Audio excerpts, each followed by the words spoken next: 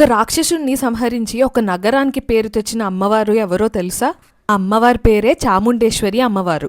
అష్టాదశ శక్తిపీఠాలలో 4వ పీఠమైన చాముండి అమ్మవారి గుడికి వాళ్ళు వెళ్తున్నాం.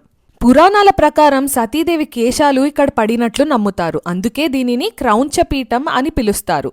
ఈ క్షేత్రం ఆదిశంకరాచార్యుల అష్టాదశ శక్తిపీఠాల స్తోత్రంలో ప్రస్తావించబడింది. మైసూరు అనే పేరు అమ్మవారు సంహరించిన మహిషాసురుడి పేరు నుంచి వచ్చిందని చెబుతారు. చాముండి కొండపైకి వెళ్లాలంటే ఇలా కార్లో కూడా వెళ్ళొచ్చు.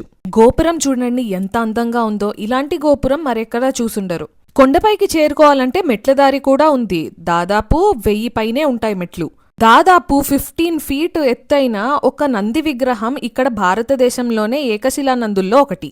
ఇక్కడ ఇంకొక ప్రత్యేకత ఏంటంటే ఆషాఢ మాసంలో వచ్చే శుక్రవారాలు ఇక్కడ ఎంతో వైభవంగా జరుగుతాయి. గుడి ప్రాంగణంలోనే చాలా సంపంగి చెట్లు ఉంటాయి. శతాబ్దాలుగా ఆలయానికి పూలని అందిస్తున్నాయని చెబుతారు. చాముండేశ్వరి అమ్మవారిని దర్శిస్తే ధైర్యం, ఆత్మవిశ్వాసం కలుగుతాయని, జీవితంలోని అడ్డంకులు తొలగుతాయని భక్తుల నమ్మకం. చాలా వెల్ మెయింటైన్ టెంపుల్ అని చెప్పుకోవచ్చు. అన్నదానంలో అన్నప్రసాదం కూడా చాలా రుచిగా, తృప్తిగా అనిపించింది. మా దర్శనం అయితే చాలా బాగా అయింది. మీ అందరికీ కూడా అదృష్టం దక్కాలని కోరుకుంటున్నాను.